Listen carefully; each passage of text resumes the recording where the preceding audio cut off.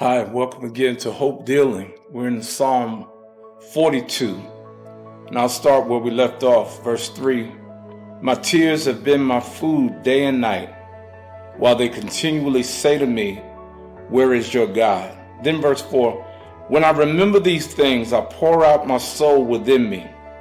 For I used to go with the multitude. I went with them to the house of God with the voice of joy and praise, with a multitude that kept a pilgrim feast.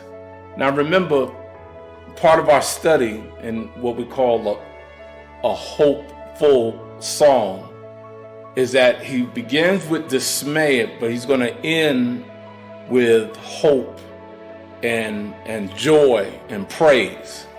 But along the way, we see how he went there, how he got there. And one of the things that you see on the outset is he starts to remember.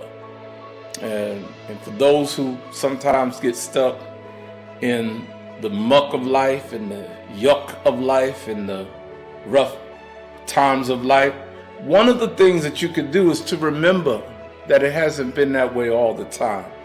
Sometimes when trouble comes on us, we start to think that that's all there is, that this has been this way, it's always going to be this way. But you have to remember, you see what the psalmist did?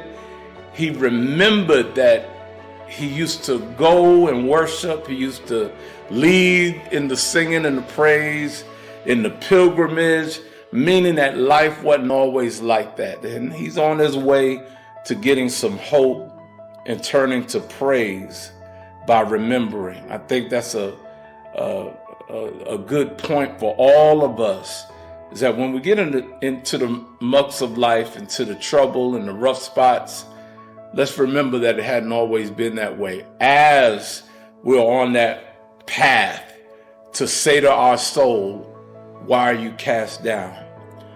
So tune in next week and we'll go a little bit further in Psalm 42. We'll see you then on Hope Dealing.